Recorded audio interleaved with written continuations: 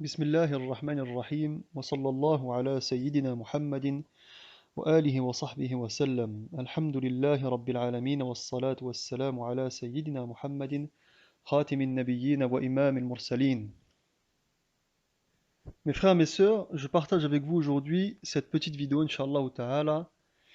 Je vous ai promis trois vidéos. Une première vidéo est sortie au mois de juin qui s'intitule Prédication et prédicateurs, les cas Islam ibn Ahmed, Karim al-Hanifi et les autres, que je vous invite à écouter. Deux autres vidéos, comme je vous ai promis, sont en préparation. Une vidéo qui sera sur l'état de la Oumma en France et dans le monde, et une vidéo sur la stratégie des adversaires de l'islam vis-à-vis de la Oumma et des musulmans et de l'islam. En attendant que ces deux vidéos arrivent, qui sont un peu longues à préparer, je manque beaucoup de temps et donc ça prend un peu de temps à les publier. Elles seront publiées peut-être, Inch'Allah, mois d'octobre, mois de novembre, mois de décembre, je ne sais pas.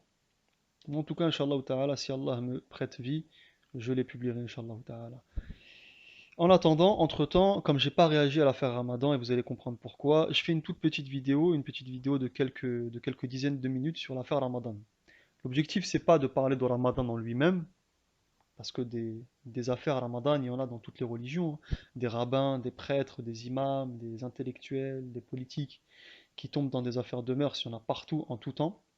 L'important, c'est l'enseignement qui a attiré de l'affaire Ramadan.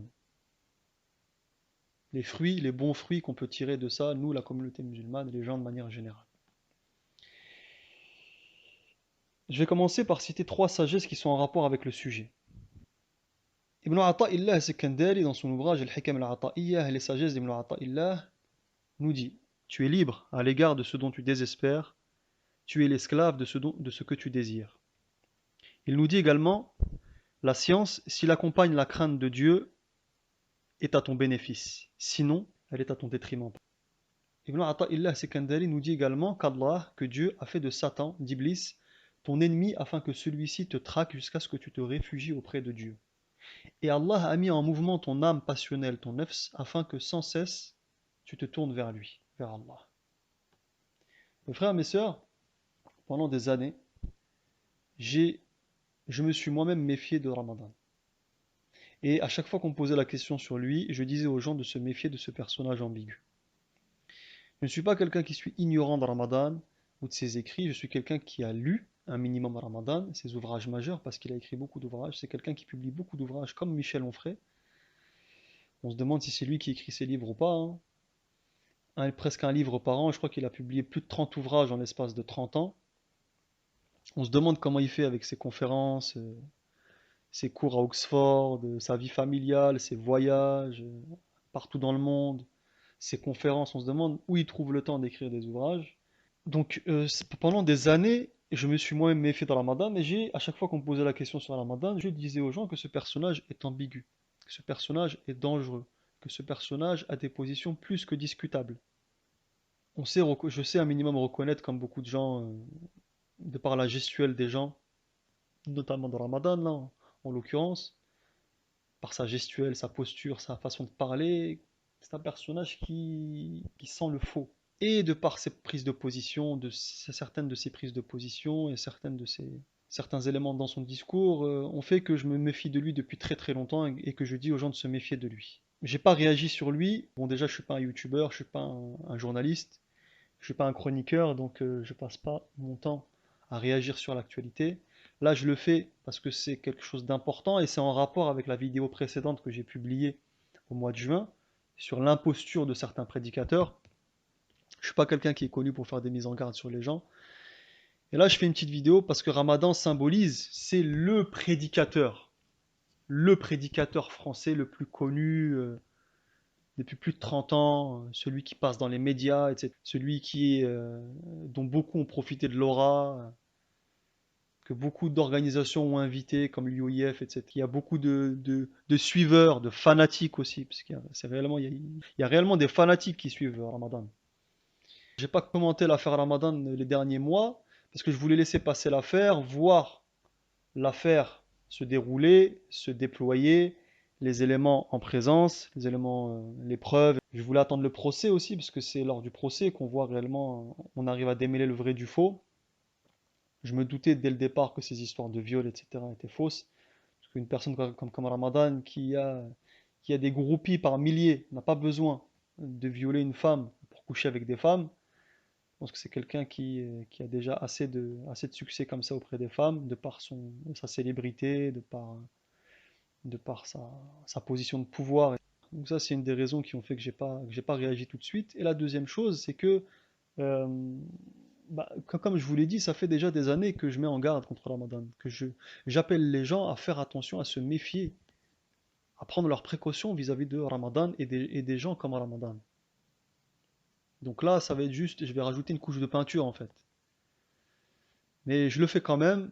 Il y a des choses supplémentaires à dire qui sont importantes et des enseignements à tirer de l'affaire Ramadan. Pourquoi est-ce qu'ils sont en train de détruire Ramadan actuellement? Et pourquoi ils ne l'ont pas fait depuis longtemps? Parce que vous vous doutez, en tout cas les gens intelligents, vous vous doutez qu'ils savent depuis longtemps.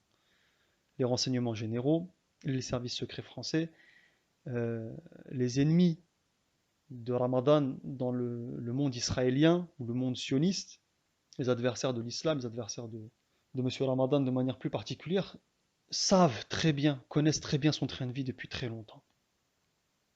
D'ailleurs, beaucoup d'entre eux l'ont avoué, l'ont dit. Ramadan a avoué récemment certaines des choses qui lui sont reprochées, avoir couché avec des femmes.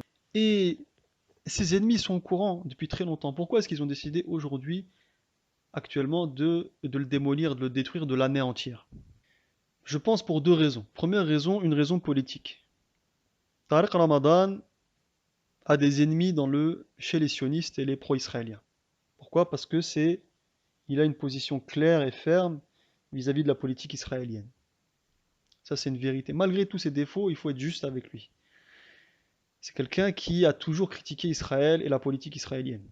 C'est quelqu'un qui a affronté sur beaucoup de plateaux de télévision des sionistes notoires comme Alexandre Adler. Il a une position très claire et très tranchée. Il est pro-palestinien depuis toujours. Et ça ne plaît pas. La deuxième chose, c'est quelqu'un qui, malgré son mode de vie et ce qu'on peut lui reprocher, qui a encore dans son discours des références religieuses. C'est quelqu'un qui, dans son discours, dans ce qu'il prêche, Dieu est encore important pour lui. L'islam est encore important pour lui. Le Coran est encore important pour lui. Il se réfère au texte islamique. Il respecte, ou il prétend respecter la tradition, l'héritage, le patrimoine islamique, les 14 siècles de théologie, de réflexion islamique, de religion musulmane. Et le fait de se référer... En fait, c'est un frère musulman. Il est influencé ou il est issu de l'idéologie des Ikhwan al-Muslimin, des frères musulmans. Et juste le fait de se référer à l'islam, de se dire encore musulman, entre guillemets traditionnaliste, mais le fait de se réclamer encore de l'héritage traditionnel islamique, pour les adversaires de l'islam, c'est déjà trop. C'est trop. Ils veulent des musulmans qui ne sont plus des musulmans. Ils veulent des musulmans qui ne sont plus critiques vis-à-vis d'Israël. Ils veulent des musulmans qui ne sont musulmans que de nom. Le fait qu'un musulman se réfère encore au Coran, à la sunna, qu'un musulman soit encore attaché à l'islam traditionnel, même s'il ne fait que le prétendre, pour les adversaires de l'islam, c'est déjà trop. Voilà, je pense, les deux raisons qui font que les adversaires de Ramadan ont décidé de se débarrasser de lui aujourd'hui. Est-ce que c'est parce qu'il vieillit? Est-ce que c'est parce qu'il est moins combatif? Est-ce que c'est parce que il est malade, il a une maladie? Est-ce que c'est parce qu'ils savent qu'il est affaibli? Est-ce que c'est parce qu'ils ont voulu éliminer Ramadan pour laisser place à Zemmour et qu'il fallait éliminer Ramadan pour que Zemmour puisse se déployer dans les médias? Parce que ça aurait été très compliqué pour Zemmour de se déployer face à Ramadan, parce que Ramadan, même si c'est quelqu'un d'ambigu, de dangereux, à qui il ne faut pas faire confiance, ça reste un adversaire redoutable pour quelqu'un comme Zemmour. C'est quelqu'un qui ne va pas laisser Éric Zemmour, qui ne va pas laisser le loisir à Éric Zemmour de se déployer comme il le veut. Donc je ne sais pas pourquoi ils ont choisi ce moment-là pour le détruire. En tout cas, ce qui est sûr, ils savaient, les adversaires de Ramadan savaient depuis très très longtemps ce qu'il en était réellement de lui. Ramadan, c'est un personnage comme je l'ai dit, ambigu. Déjà, lorsque vous voyez une personne qui se réclame des prophètes de Dieu, les prophètes qui sont les plus grands révolutionnaires de l'histoire de l'humanité, Lorsqu'un prophète arrive dans une époque, dans une ère, dans une zone géographique, il chamboule absolument tout. Les prophètes sont là pour rappeler les gens à Dieu, pour rappeler les gens à la vérité première et ultime. Lorsque vous voyez une personne se réclamer des prophètes de Dieu, se réclamer de Dieu, se réclamer de la vérité, et arriver à passer la barrière des médias, c'est que déjà il y a un truc qui cloche, un truc qui ne va pas. Donc lorsque vous voyez déjà une personne qui prétend être un héritier du prophète, être un musulman ferme sur sa foi, ferme sur sa religion, passer la barrière des médias, quand on sait ce que sont les médias, c'est extrêmement étrange. Les gens qui sont réellement des vrais dissidents ne passent pas la barrière des médias. Ou ils la passent une fois, deux fois, puis ils ne sont plus jamais invités. Ils ne sont plus jamais invités. Vous comprenez ce que je suis en train de vous dire? Les gens qui font réellement peur au système politique et religieux et idéologique, ces gens-là ne passent pas la barrière des médias.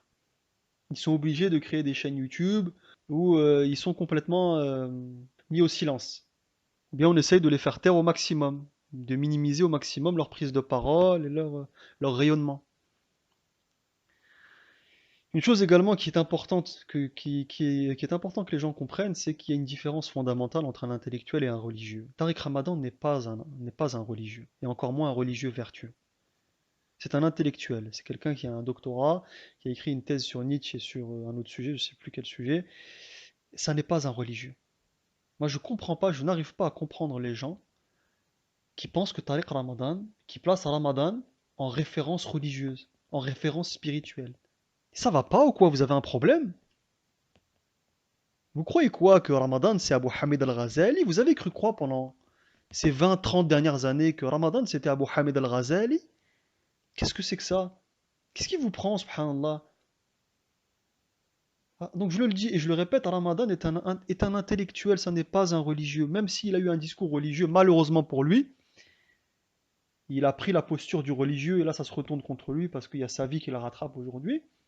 Mais ça n'est pas un religieux, c'est un intellectuel, c'est un politique. Moi, les gens qui viennent me voir et qui me disent ah, Ramadan, Ramadan, mais Ramadan n'est pas un religieux. Ça n'est pas un religieux et ça n'est pas une référence religieuse. Pour les talab al-ilm, les étudiants en sciences qui ont un minimum de sciences, qui respectent un minimum leur religion, Ramadan n'est pas un religieux, n'est pas une référence en sciences religieuses. On n'apprend pas sa religion avec Tariq Ramadan. On ne se forme pas, on ne chemine pas spirituellement avec Tariq Ramadan. Donc là, il y a un truc qui va pas et qui rejoint beaucoup ce que je disais, ce que j'ai dit. C'est pour ça que j'invite les gens à regarder, à visionner, à écouter la vidéo de 6h30 que j'ai fait, que j'ai publiée sur ma chaîne, là, sur la chaîne en question, la même chaîne sur laquelle j'ai publié cette vidéo, là. J'invite les gens à écouter cette vidéo. Arrêtez de suivre n'importe qui, subhanallah. Arrêtez de suivre n'importe qui. Les gens que vous suivez sur Internet, les pseudo-imams, les pseudo-prédicateurs. Certains, ce sont des gens, normalement, ils récitent le Coran, ils dirigent la prière, ils rentrent chez eux, normalement. Moi, je vois certaines personnes sur le minbar en train de faire des discours et tout. Il y a des gens, des prédicateurs, normalement, là, leur travail, c'est de diriger la prière, de Subh, al-Asr, al-Maghrib, al-Isha, al-Dhuhr, et de rentrer chez eux. Ils n'ont pas à prendre la parole publiquement. Ce ne sont pas des érudits. Ce ne sont pas des religieux. Ce ne sont pas des gens qui craignent Allah Ta'ala. Ce ne sont pas des gens qui sont reconnus, connus, qui sont diplômés, qui sont respectés dans le monde scientifique ou dans le monde religieux. C'est des gens qui sont écoutés, qui hypnotisent les gens dans le milieu associatif, dans le milieu de la prédication, mais ce ne sont pas des religieux. Il faut que les musulmans de France apprennent à comprendre et à savoir ce que c'est qu'un religieux, ce que c'est qu'un érudit, ce que c'est qu'un spirituel, ce que c'est qu'un pieux, ce que c'est qu'un vertueux, une vertueuse. Que les musulmans de France sachent faire la différence entre un politique, un intellectuel, un orateur, un religieux, un vertueux, un pieux, un maître spirituel. On ne met pas sa religion entre les mains de n'importe qui. Wallahi, wallahi, wallahi, vous ne savez pas qui sont les gens que vous suivez. Les gens là, aux chaînes de qui vous êtes abonnés là, sur qui vous cliquez abonner là sur YouTube et vous cliquez sur la cloche. Vous ne savez pas qui ils sont. Les gens de qui vous prenez votre religion sur tel ou tel site, sur tel ou tel YouTube, vous ne savez pas qui ils sont. Vous n'avez pas voyagé avec eux, vous ne connaissez pas leurs parents, vous ne connaissez pas leurs enfants, vous n'avez pas fait de commerce avec eux, vous n'avez pas été au Hajj avec eux. Ce ne sont pas des gens avec qui vous étiez à l'université ou au lycée, vos camarades de classe. Ce ne sont pas des gens avec qui vous êtes inscrits au foot ou au judo. Ce ne sont pas des gens de votre quartier. Vous ne les connaissez ni d'Ève ni d'Adam en réalité, subhanallah. Pourtant, vous passez votre vie à les suivre, à les écouter, à les soutenir, à apprendre des notes, à apprendre votre religion d'eux. Subhanallah. La plupart d'entre eux ne sont même pas diplômés. La plupart d'entre eux ne maîtrisent même pas la langue des sources ou les langues des sources pour ceux qui font de l'interreligieux. Beaucoup d'entre eux sont des pervers et des menteurs notoires. Donc je vous le dis, je vous le redis, comme je l'ai dit dans ma vidéo de 6h30, arrêtez de suivre n'importe qui. Arrêtez de suivre des gens pervers, arrêtez de suivre des menteurs, arrêtez de suivre des gens que vous ne connaissez pas, des inconnus. Comment se fait-il, comme je l'ai dit dans ma vidéo précédente, que on ne prend pas le hadith d'un inconnu? Quelqu'un vient vous voir et vous dit Haddathana Fulan, une personne m'a transmis un hadith, mais tu lui dis t'es qui toi? Tu me transmets un hadith, tu es qui? D'où je te connais? Il y a quelqu'un qui arrive dans votre mosquée du jour au lendemain, il se déclare professeur de la mosquée, il va enseigner l'arabe, le fiqh, etc. Et vous le connaissez pas, mais la première chose que vous allez lui dire, c'est tu es qui toi? Tu sors d'où? C'est quoi ton CV? C'est quoi ton parcours? Qui te connaît? Tu es connu par qui? Qui sont tes parents? Qui sont tes enfants? Qui sont tes amis? Sur internet, non, vous suivez n'importe qui. Il suffit qu'une personne sorte avec un beau discours, avec une petite barbe, soit une grosse barbe pour faire le théologien, soit une petite barbe pour faire le petit prédicateur gentil. Il y a certains prédicateurs, subhanallah, sur leurs vidéos, wallah, il manque que, vous savez, le petit icône, fonction publique, ou la petite icône, le petit logo République française. On a l'impression que c'est des imams subventionnés par l'État, de par leur discours. À quel point ils sont conformes au courant dominant, à la pensée unique. Ils sont conformes à tout ce que nos adversaires attendent d'eux.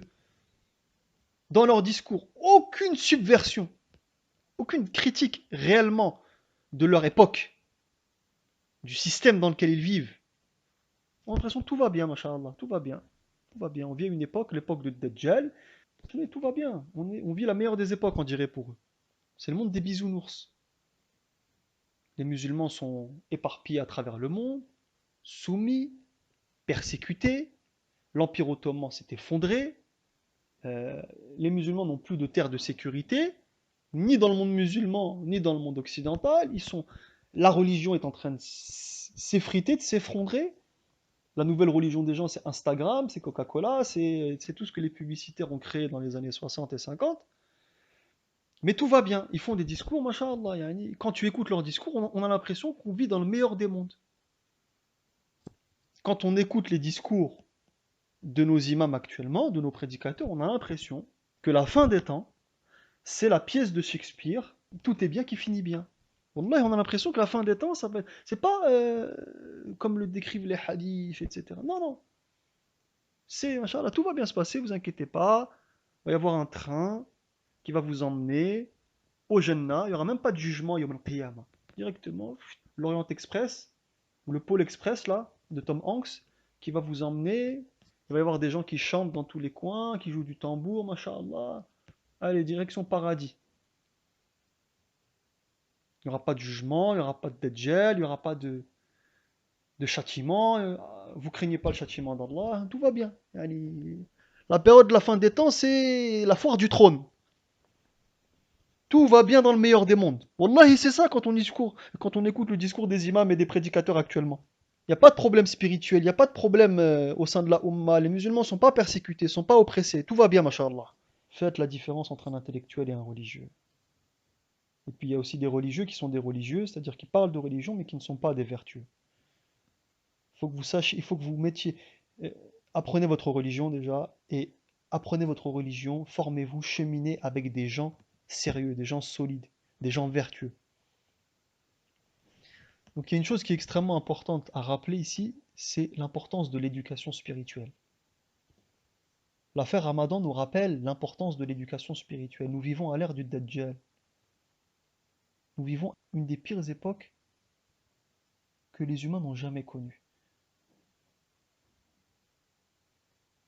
la spiritualité, l'éducation spirituelle est une priorité, bien avant les questions intellectuelles.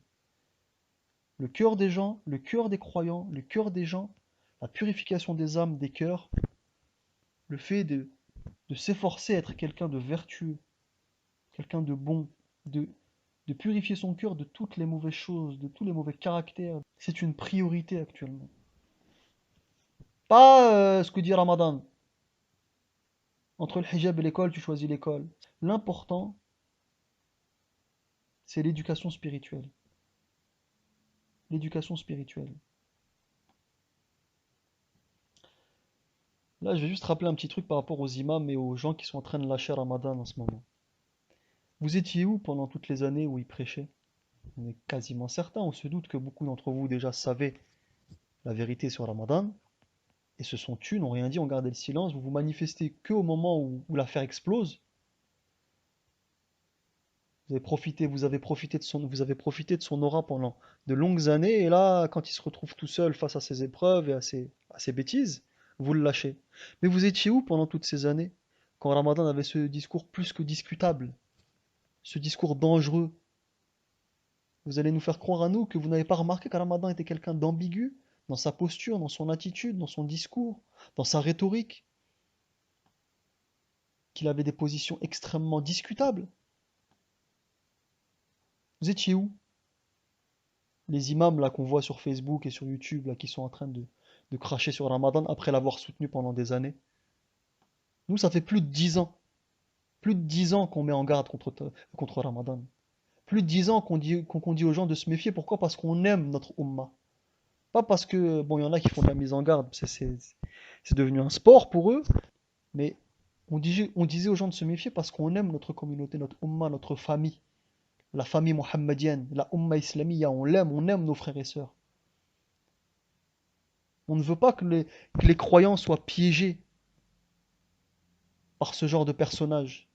Ça fait des années, des années, des années qu'on dit aux gens de se méfier de Ramadan. Vous, vous étiez où? L'UOIF et les autres, vous étiez où? Vous étiez en train de l'inviter au Bourget pour qu'il fasse des conférences. Donc c'est pas uniquement à Ramadan de demander pardon à Dieu, à sa famille, aux musulmans. C'est à vous également de demander pardon aux musulmans. Toutes ces associations qui l'ont soutenu, tous ces personnages publics qui l'ont soutenu pendant des années. Vous avez une responsabilité dans ce qui est arrivé. Donc je reviens à la question de l'éducation spirituelle. On vit à une époque où l'éducation, bon déjà, de tout temps, l'éducation spirituelle, c'est extrêmement important. Mais à notre époque, a fortiori à notre époque, qui est une époque de chaos spirituel. Là, l'affaire Ramadan va me permettre de rebondir sur un sujet qui est le sujet homme-femme, parce que c'est directement lié. Le sujet homme-femme au sein de la communauté musulmane. Le sujet du rapport homme-femme. Dans ce grand combat spirituel, dans cette époque moderne, chaotique du point de vue spirituel, les gens demandent souvent comment arriver à éviter de violer la loi sacrée, de succomber à la tentation. Parce que la tentation, elle est partout. Dans tous les domaines. La tentation de la consommation, de la nourriture, du sexe. Le musulman, il est bombardé constamment de mauvaises choses. À travers la télévision, la radio, Internet, dans sa vie de tous les jours, au travail, à l'université. Cette époque est une époque qui tue les cœurs. Elle tue les corps aussi quand on voit les guerres qui se passent un petit peu partout dans le monde, et surtout dans le monde musulman et en Afrique. Mais c'est une époque aussi qui ronge spirituellement les cœurs des croyants. C'est une époque qui fait sombrer les cœurs vers le côté obscur. Il y a beaucoup de gens qui se demandent comment faire, comment combattre ça, comment rester des gens droits, des gens vertueux. Et là, comme on est dans le sujet de Ramadan, on parle du rapport homme-femme. Donc la question qui est souvent posée, qui revient souvent dans les discussions, c'est comment éviter de violer la loi sacrée, de désobéir à Allah Ta'ala, de préserver son âme des mauvaises actions et surtout de zina, de la fornication, dans la vie de tous les jours. Comment faire pour éviter de tomber dans des situations regrettables avec les collègues de travail, de la gente féminine. Bon, moi, je suis un homme, donc je parle des femmes. Comment faire pour éviter de tomber dans la fitna, au travail, à la salle de sport, à l'université, au lycée, dans la rue?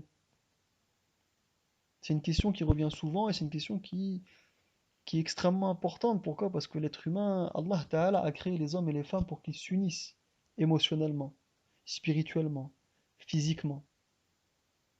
Allah Ta'ala nous a créés hommes et femmes. Allah Ta'ala nous a créé les hommes et les femmes pour qu'ils s'unissent émotionnellement, spirituellement, physiquement. Donc il est tout à fait normal d'avoir des désirs. Ça fait partie de la création d'Allah Ta'ala. Ça fait partie de la sagesse divine. Mais la sagesse divine veut également que ces désirs soient orientés dans le bon sens. Que le cœur humain soit éduqué. Que le cœur humain ne devienne pas une source de malheur, d'asservissement. Allah a créé ces désirs. Il a voulu qu'on s'unisse aux femmes, que les hommes s'unissent aux femmes et que les femmes s'unissent aux hommes. Que le mariage ait lieu. Qu'il y ait une descendance. Allah Ta'ala a voulu qu'il y ait des histoires d'amour entre des hommes et des femmes. Dans sa grande sagesse et dans sa grandeur, il a créé ça. Il a créé tous les désirs qui mènent l'homme à la femme à aller l'un vers l'autre. Mais il veut que ces désirs soient orientés dans le bon sens. Que ces désirs ne soient pas laissés dans le chaos et dans l'anarchie. Que l'être humain ne devienne pas un esclave de ses désirs. Car comme le dit Ibn Ata'illah, tout ce que tu aimes, tu en deviens esclave. Et Allah justement veut éduquer nos cœurs pour faire de nous ses serviteurs à lui. Pas que nous soyons esclaves de nos désirs. Récemment, il y a un des anciens collègues d'un des plus grands ennemis de l'islam. Aux États-Unis, il y a beaucoup d'ennemis de l'islam. Il y en a un qui est très connu, je ne vais pas citer son nom pour ne pas lui faire de publicité, qui fait 300 000 ou 400 000 abonnés sur YouTube. C'est un adversaire de l'islam qui passe ses journées à attaquer l'islam, un chrétien. Il y a un de ses collègues qui s'appelle C.L. Edwards, qui travaillait avec lui, qui est un de ses anciens collaborateurs, qui vient récemment de quitter le christianisme, alhamdulillah. Allah Ta'ala l'a guidé, Allahu Akbar. Et il a annoncé donc qu'il quittait le christianisme pour embrasser l'islam. Il a fait une petite vidéo où il explique un petit peu les raisons de sa conversion. Et il a fait cette vidéo également euh, donc pour officialiser sa conversion à l'islam et aussi pour donner du courage aux musulmans qui vivent en Occident. Car les musulmans qui vivent en Occident, les musulmans qui vivent dans les pays musulmans, c'est leur corps qui est martyrisé par les bombardements et par la pauvreté, etc. Mais les musulmans qui vivent en Occident, c'est leur cœur qui est attaqué par le monde moderne. Et donc il a fait cette vidéo pour donner du courage aux musulmans, pour leur donner quelques conseils. Et dans sa vidéo, alhamdulillah, il partage une étude scientifique qui a été publiée dans le très sérieux journal of School Health, le journal de la santé à l'école. C'est un journal académique anglophone qui publie des études académiques, des études universitaires, sur le sujet de la santé à l'école. Je mettrai en bas de la vidéo les liens de l'étude en question, de l'étude scientifique en question. Donc il a partagé une étude scientifique sur le fait que les ados qui n'ont pas d'aventure ou de petits copains, donc c'est une étude scientifique qui conclut que les ados qui n'ont pas d'aventure amoureuse ou de petits copains, lorsqu'ils sont au collège, au lycée, etc., développent une meilleure vie sociale, de meilleures compétences sociales, et sont moins déprimés, et ont tendance à avoir autant, voire plus d'estime de soi que les autres ados. Et cette étude va bien sûr dans le sens contraire de la propagande générale, qui veut que les adolescents et les jeunes doivent être dans la mixité permanente, la promiscuité, ils doivent découvrir leur sexualité à travers des relations amoureuses, le fameux dating, et des aventures avec leurs copains et copines de collège, de lycée, d'université. Cette étude vient démolir cette propagande et cette idée très ancrée dans l'esprit des gens, que pour être équilibré, le jeune doit vivre la vie de Roméo et Juliette en fait. Et cette étude vient complètement détruire cette idée reçue-là. C'est une étude très sérieuse, très carrée, très scientifique qui explique que les jeunes justement les adolescents qui n'ont pas d'aventure de petits copains, de petites copines à l'école, ben leur vie sociale est meilleure. Ils développent de meilleures compétences sociales, ils sont moins déprimés. Et ils ont autant, voire plus d'estime de soi que les autres adolescents. Pourquoi je vous dis ça? Pour quelle raison je vous parle de cette étude? Parce que l'éducation spirituelle, l'éducation dans le rapport homme-femme commence dès le plus jeune âge. C'est dès le plus jeune âge qu'il faut prendre les bonnes décisions, que le jeune déjà doit prendre les bonnes décisions lorsqu'il est en capacité de raisonner et de discerner entre le bien et le mal, le vrai et le faux. Et ses parents doivent prendre les bonnes décisions dans son éducation.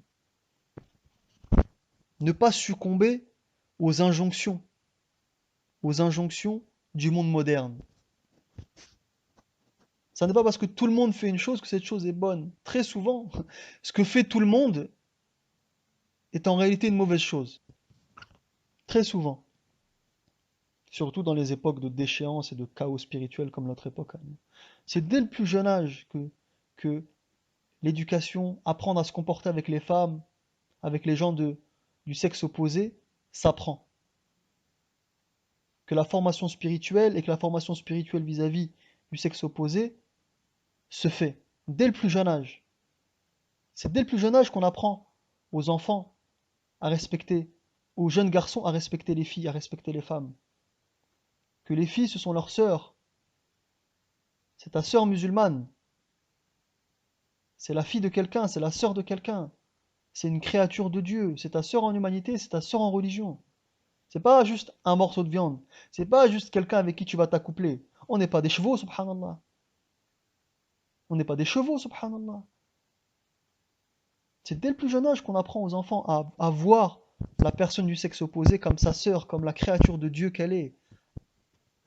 C'est dès le plus jeune âge que l'enfant va respecter la femme et c'est là où le garçon va respecter la femme, où la fille va respecter le garçon et qu'elle va apprendre à le voir comme son frère et comme sa sœur, comme une créature de Dieu envers qui elle doit être bienveillante, envers qui elle doit vérité, justice, fidélité. C'est en étant petit, par ce respect envers les femmes, que le garçon, par ce respect envers les garçons, que la fille, plus tard, sera fidèle à son mari, respectera son mari. Que le garçon sera fidèle envers sa femme, respectera sa femme. C'est par ce respect qui est inculqué, par cet enseignement spirituel qui est inculqué dès le plus jeune âge, qu'en grandissant, il va y avoir des rapports hommes-femmes, des relations hommes-femmes qui vont être saines.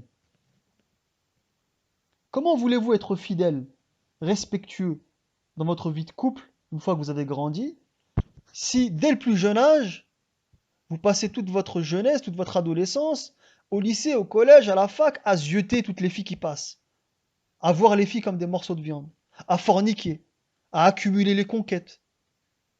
Tout commence dans la jeunesse, subhanallah. Tout commence dans la jeunesse. Il y a des choses très très simples à appliquer. Donc là, j'ai parlé de l'affaire Ramadan un petit peu. Maintenant, je vous ai dit, on passe de l'affaire Ramadan, on utilise l'affaire Ramadan pour tirer d'autres enseignements, Inch'Allah ta'ala. Et des enseignements qui sont extrêmement importants, que j'essaye de partager avec vous, Inch'Allah.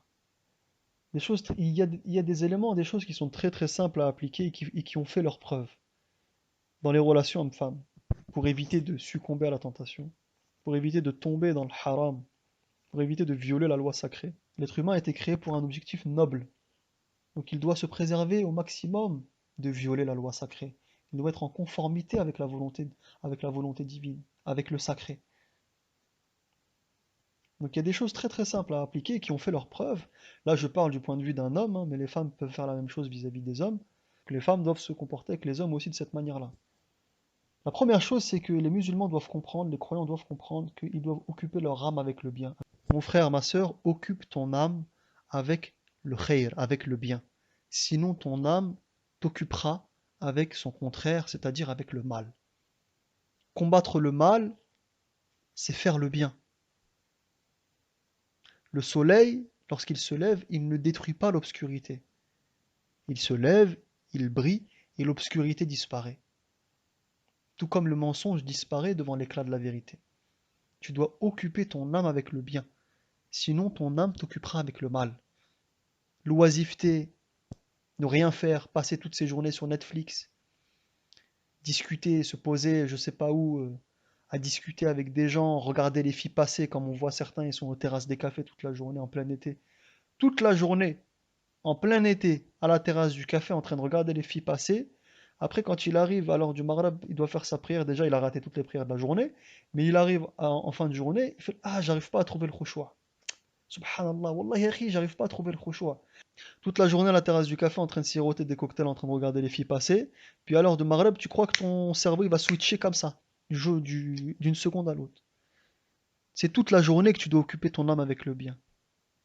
La prière obligatoire, c'est pas un moment spirituel ou un moment de piété dans une journée de chaos, dans une journée de perversité. Non, c'est un sommet de spiritualité dans une journée spirituelle. Vous comprenez ce que je suis en train de vous dire? La prière, ça n'est pas un moment, une oasis de spiritualité dans un désert. C'est pas le seul moment de la journée où on est masha'Allah. Et tout le reste de la journée, on est dans la perversité, dans l'insouciance. Non. La prière n'est pas un moment de piété dans une journée tordue. La prière, au contraire, c'est un sommet spirituel dans une journée de spiritualité habituelle. Toute votre journée doit être spirituelle, connectée à Allah Ta'ala. Et la prière, c'est le moment où vous avez un pic de spiritualité. C'est comme le jeûne de Ramadan. Toute l'année, on jeûne, on essaye de faire le jeûne qui est sunnah, on essaye de jeûner quelques jours par an, comme le faisait le prophète sallallahu alayhi wa sallam. Et quand le Ramadan arrive, c'est un pic de spiritualité.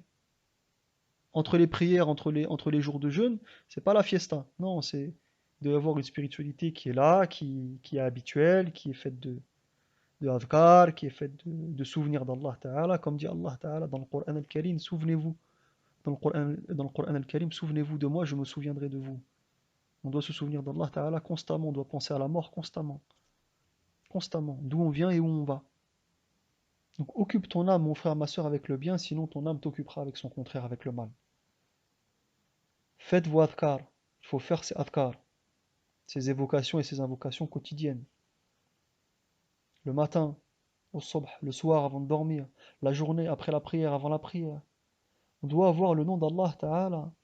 On doit avoir la mort, le souvenir de la mort constamment dans notre esprit et sur nos langues. Éviter les discussions futiles. De temps en temps, on se détend, on fait du sport, on se promène, on discute avec des gens d'un peu tout et n'importe quoi, mais ça ne doit pas être une habitude. Les futilités, je dis pas que le sport est une futilité, non, le sport c'est très bien. Mais des fois, il y a des choses qui sont futiles et des discussions qui sont inutiles. Inutiles. Ça sert à quoi de regarder le dernier post Instagram du dernier youtubeur qui fait de la muscu? Qu'est-ce que ça t'apporte dans ta vie? Écouter des clips de rap de Booba. Qu'est-ce que ça t'apporte dans ta vie? Que du char, que du mal. Donc, occupez votre âme avec des bonnes choses, faites vos adhkar, évitez les futilités, ayez une vie noble, ayez un mode de vie noble, faites vos prières à l'heure, essayez de garder les ablutions. Toutes ces choses-là que je suis en train de vous dire, c'est des choses simples, mais qui vont vous aider à ne pas tomber dans la fornication, dans le zina. Appliquez-les en tant que, soit si vous êtes célibataire ou si vous êtes marié, et vous verrez. Vous ne tomberez pas, bi'idhnillahi ta'ala, dans le zina, ou vous ne tromperez pas votre femme ou votre mari, inshallah ta'ala. Faites vos prières à l'heure et essayez de garder les ablutions au possible. Les femmes, vous voyez-les. Les femmes étrangères qui ne sont pas des femmes de votre famille, vous voyez-les. Moi, je vous vois constamment, les femmes. C'est rare quand je tutoie une femme. C'est très, très, très rare.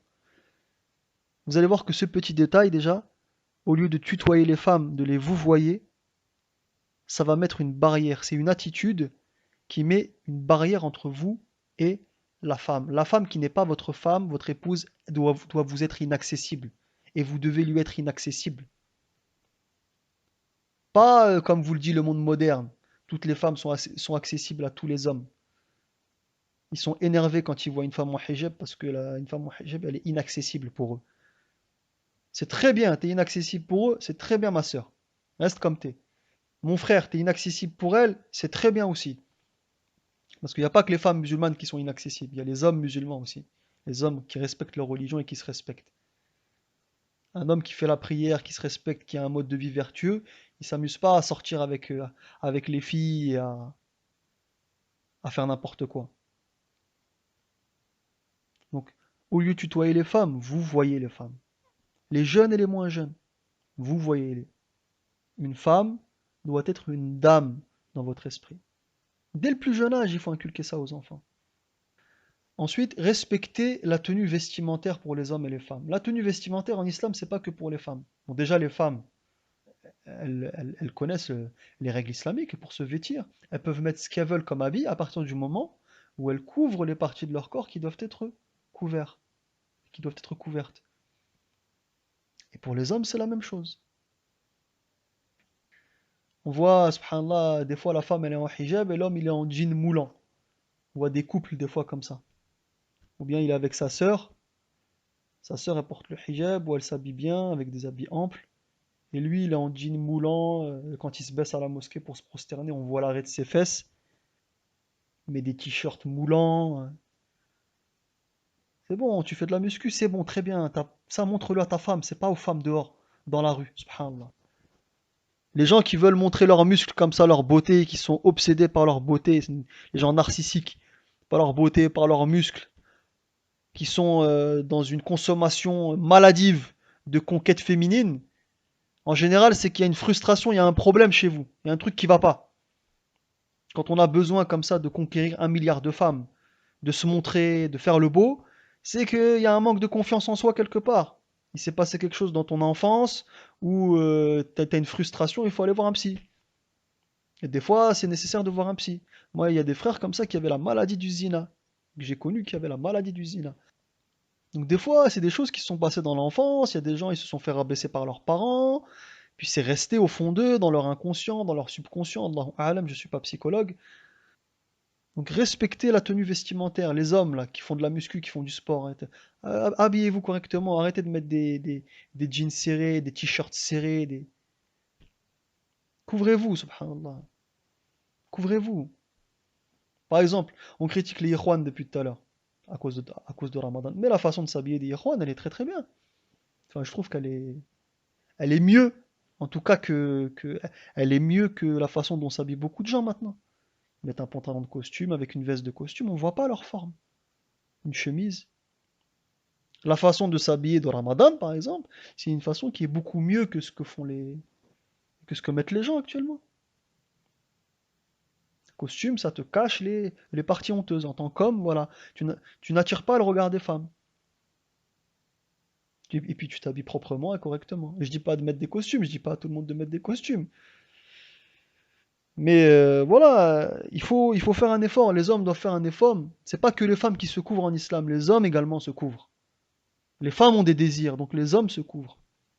L'homme a également le devoir de se couvrir. Il a un devoir un devoir de pudeur. Ensuite, une chose qui est extrêmement importante, c'est d'éviter de se retrouver seul, isolé avec une personne de l'autre sexe. On voit les gens, subhanallah, des fois ça les gêne pas. J'entends, oui, je vais aller réviser avec une telle, avec un tel. Ils se retrouvent tout seul dans une pièce. T'es un adolescent, avec les hormones qui explosent. La sexualité a son paroxysme, et tu vas t'isoler tout seul dans une pièce avec une jolie et jeune fille pour réviser pendant 2 3 heures. Et après, au bout de 3 heures, il va se passer quelque chose et tu vas dire Subhanallah, pourquoi j'ai fait ça? Mais voilà pourquoi tu as fait ça, parce que tu n'as pas respecté la sunna du prophète sallallahu alayhi wa sallam. Dans un hadith qui est rapporté par l'imam al-Bukhari, le prophète sallallahu alayhi wa sallam nous a dit un homme ne doit absolument pas se retrouver seul avec une femme étrangère qui n'est pas de sa famille. Vous ne devez pas vous isoler avec des femmes étrangères, que ce soit pour réviser ou ce que vous voulez. Le prophète sallallahu alayhi wa sallam a interdit aux hommes et aux femmes qui ne sont ni époux ni proches parents de se retrouver seuls dans une pièce isolée. Donc ça, c'est une chose qui est importante. Et puis les discussions en privé aussi. Sur Facebook, par téléphone, ça commence comme ça commence toujours comme ça. Ça commence sur Facebook. Non, mais c'est rien, on discute juste sur Facebook. Ensuite, ça se donne rendez-vous. Donc, limitez au maximum les discussions en privé ou quand vous discutez avec une sœur ou avec un frère en privé. Ajoutez quelqu'un à la discussion. Moi, c'est ce que je fais constamment. Lorsque une sœur veut venir me parler, elle vient sur Facebook, salam alaikum akhi, et ben je lui dis écoute, je vais te parler, mais je vais ajouter tel frère, un frère à la discussion. ou ma femme, ou quelqu'un de ma famille. Comme ça, on n'est pas tout seul, toi et moi. Et bizarrement, les sœurs, quand tu leur dis ça, elles ont plus envie de discuter. Non, mais c'est bon, Harry, j'ai plus de questions. J'avais une question, mais j'ai plus de questions. Elles écourtent la discussion. Pourquoi? Point d'interrogation, je vous laisse deviner. Ne prenez pas la mauvaise habitude de regarder les femmes autres que votre épouse. Pour ceux qui sont mariés. Pour ceux qui sont célibataires, baissez le regard. Et mariez-vous. Et si vous n'arrivez pas à vous marier, suivez les conseils que je vous ai donnés depuis tout à l'heure. Jeûnez. Pour ceux qui sont mariés, ne prenez pas la mauvaise habitude de regarder les femmes autres que vos épouses. C'est là que tout commence. C'est là que tout commence. Le zina, dans 99,9% des cas, commence par un regard. Vous levez le regard sur une femme qui n'est pas votre épouse. L'herbe vous paraîtra toujours plus verte ailleurs sinon. Si vous regardez tout le temps les femmes, et ça commence jeune aussi, c'est ce que je disais tout à l'heure, ça commence jeune. Il faut éduquer les jeunes à baisser le regard. Le corps, le corps d'une femme ou d'un homme étranger, c'est un territoire sacré. Regarder le corps d'une personne du sexe opposé, sur lequel on n'a pas le droit de poser le regard, c'est violer un territoire sacré. Ce sont des choses qui doivent être inculquées dès le plus jeune âge. Et ensuite, en grandissant, le jeune sera éduqué et ça sera facile pour lui. Donc pour les gens qui sont mariés, ben c'est normal. Si vous trouvez toutes les femmes de la terre plus belles que votre femme, c'est normal. Parce que vous passez votre vie à regarder les autres femmes. Et vous ne regardez plus votre femme. Vous comparez votre femme à toutes les autres femmes. Au lieu de regarder votre femme. Au lieu de vous concentrer sur le charme de votre femme. Au lieu de cultiver le charme de votre femme. Ou de votre mari. Donc ne pas prendre la mauvaise habitude de regarder les femmes autres que votre épouse ou les hommes autres que votre époux. Sinon l'herbe vous paraîtra toujours plus verte ailleurs. Vous allez comparer votre femme ou votre mari à tout le monde et il y aura toujours une personne qui sera plus belle que votre femme. Il y aura toujours un homme qui sera plus beau que votre mari. Il y aura toujours quelqu'un qui sera plus fort que vous. Il y aura toujours quelqu'un qui sera plus intelligent que vous. Mais votre mari, c'est votre mari. Votre femme, c'est votre femme. L'histoire que vous vivez avec lui, les enfants ça vous appartient à vous. C'est votre histoire à vous. Ensuite, de même, ne rentrez pas dans des discussions futiles ou inappropriées avec les femmes. Évitez la promiscuité, la mixité à outrance. Comme le rappelle le hadith d'Abu Daoud, le prophète sallallahu alayhi wa sallam, un jour, en sortant de la mosquée, il a vu que les musulmans et les musulmanes s'étaient mélangés sur le chemin. Vous savez, sur le chemin de la sortie de la mosquée, quand les gens sortent de la mosquée, le Jumu'ah ou après la prière, il a vu que les hommes et les femmes étaient en train de se mélanger les uns avec les autres. Et il a alors rappelé qu'il fallait éviter cela. Comme à la mosquée, les hommes pris d'un côté et les femmes pris de l'autre. Je ne dis pas qu'il doit y jamais y avoir d'interaction entre des hommes et des femmes. Non, c'est faux, puisque le prophète sallallahu alayhi wa sallam discutait, parlait avec des femmes. Lorsque des femmes venaient lui parler pour des raisons saines, pas pour n'importe quoi, elles venaient à lui parler de choses sérieuses. Le prophète sallallahu alayhi wa sallam parfois discutait avec des femmes en aparté, pas de manière isolée. C'était en public, mais c'était en aparté. C'est-à-dire que c'était en public, mais les gens ne pouvaient pas écouter ou entendre ce que le prophète disait à la femme et ce que la femme disait au prophète sallallahu alayhi wa sallam. Donc oui, c'est pas interdit de discuter avec des femmes, mais encore faut-il le faire correctement. Il faut développer une attitude de respect et de noblesse vis-à-vis des femmes. Être des gens nobles. Les gens de l'autre sexe, de manière générale, il faut avoir une attitude noble vis-à-vis d'eux ou d'elles. Et il faut être bienveillant envers son frère et sa sœur. Être bienveillant. Les regarder avec l'œil de la bienveillance. Abaisser sur eux l'aile de la miséricorde. C'est mon frère, c'est ma sœur que j'ai en face de moi. Qu'Allah Ta'ala la protège. Qu'Allah Ta'ala le protège. Ne négligez pas le fait que la désobéissance à Dieu vous affaiblit. Elle laisse la porte ouverte à des maux et à des forces invisibles qui vous veulent du mal. Certains passent leur vie dans le zina et se demandent pourquoi ils font des cauchemars la nuit. Pourquoi ils sont dérangés la nuit par des entités qui font bouger leur lit, qui les frappent. Les gens qui font ruqya, les vrais raqis, hein, pas les raqis charlatans, les vrais raqis connaissent ces phénomènes-là. Pourquoi, comme m'a dit récemment un frère qui a passé beaucoup de sa vie dans le zina, Il comptait, et donc il a passé beaucoup de sa vie dans le zina, et ensuite il a voulu se marier avec une sœur. Et plusieurs semaines ou plusieurs jours avant le mariage, il était attaqué par une femme qui se présentait la nuit sous les apparences d'une vieille femme. Elle prenait plusieurs apparences. Parfois l'apparence d'une vieille femme, parfois l'apparence. Chez certaines personnes, ça prend l'apparence d'une vieille femme. Chez d'autres personnes, chez le frère en question, vraiment une apparence effrayante. Pourquoi? Parce que vous passez toute votre vie dans le péché. Et la protection d'Allah Ta'ala se lève.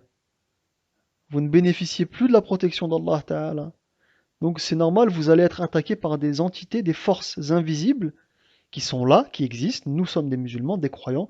Nous croyons aux démons, nous croyons aux anges, nous croyons aux djinns, nous croyons aux démons, aux shayatin.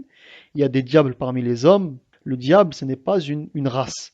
Le diable, c'est un caractère de la créature de Dieu. Il y a des démons hommes, humains, et il y a des démons djinns.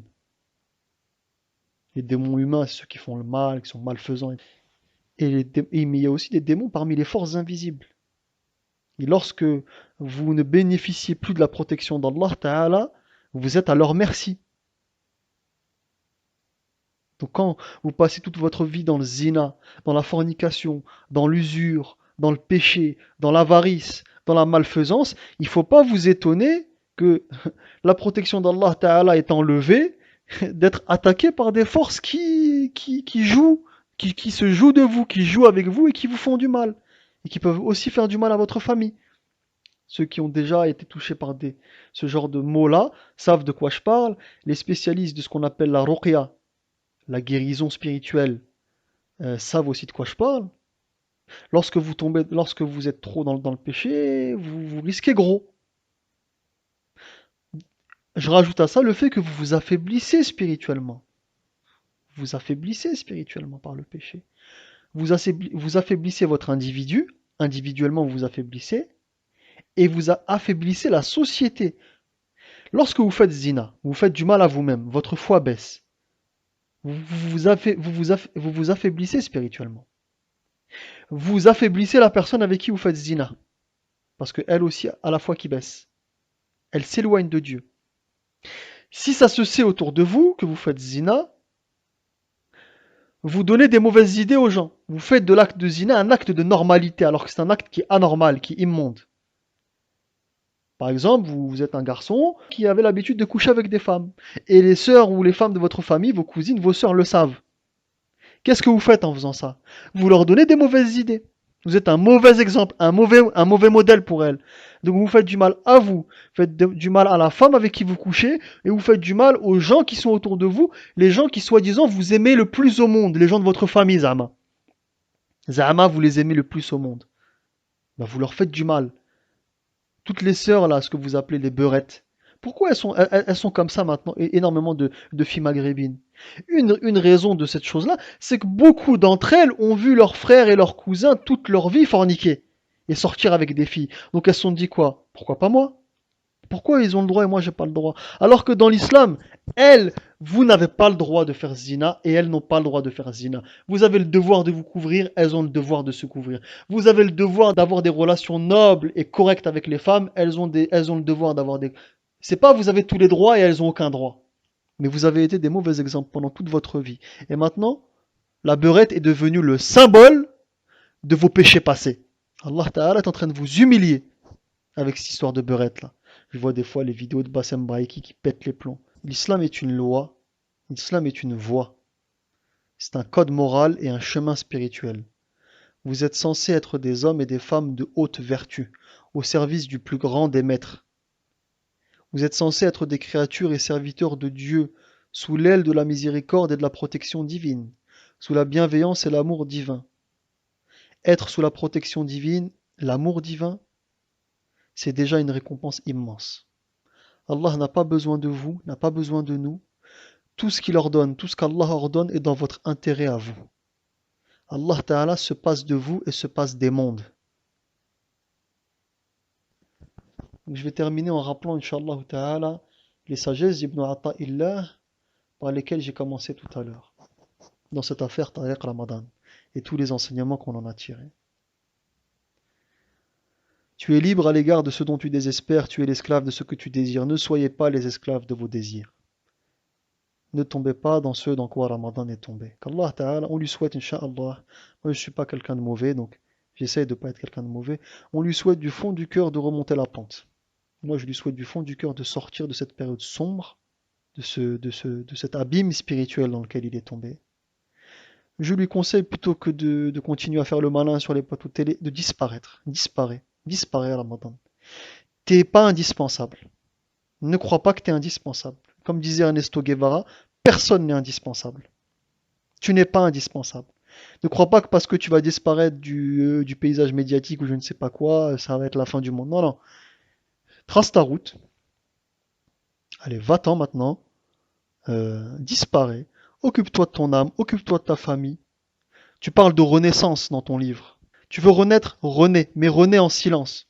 Renais de manière effacée. Maintenant, c'est le moment pour toi de faire ce que l'imam al-Ghazali a fait. J'avais déjà donné ce conseil à Islam ibn Ahmed. Vous savez pourquoi et il sait pourquoi également. Ramadan aussi, c'est le moment pour toi de efface-toi. Fais ce qu'a fait l'imam al-Ghazali. Tais-toi, garde le silence et va t'occuper de ton cœur et de ta spiritualité auprès de ta famille. Donc mes frères et sœurs, ne soyez pas l'esclave de vos désirs. Lorsque vous tombez dans le désir outrancier, dans la mixité outrancière, lorsque vous vous aventurez sur ce terrain, dans cet abîme, lorsque vous vous aventurez dans cet abîme, vous risquez d'y tomber très sévèrement. Ibn Ata'illah nous dit également, la science, si elle accompagne la crainte de Dieu, est à ton bénéfice, sinon à ton détriment. À quoi sert une science qui n'est pas accompagnée de la crainte d'Allah? À quoi ça sert d'être des ânes qui portent des livres, d'être des orateurs hors pair sans aucune spiritualité? La science que vous avez, que vous portez, si elle ne s'accompagne pas de la crainte de Dieu et de la droiture, elle est à votre détriment. Elle sera un argument contre vous le jour du jugement. Et sachez, mes frères et sœurs, pour ceux qui subissent les tentations, les complications, etc. Allah a permis à Satan de te poursuivre, de te pourchasser, de te tenter. Pas pour que tu oublies Allah, non, pour que tu ailles te réfugier. Quand on est poursuivi par quelqu'un, on va se réfugier quelque part.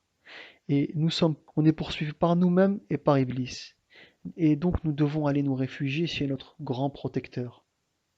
Nous devons aller dans la proximité d'Allah Ta'ala. Allah nous a fait faibles pour qu'on se tourne sans cesse vers lui. Allah Ta'ala a fait de nos faiblesses ce qui va engendrer nos forces.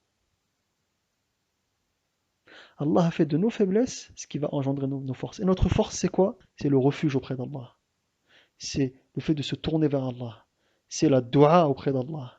C'est le fait d'occuper son âme avec le bien. Parce que nous savons que nous sommes faibles. Allah a fait de notre faiblesse une immense, immense, immense sagesse. Qu'Allah Ta'ala vous bénisse et qu'Allah Ta'ala soit avec vous.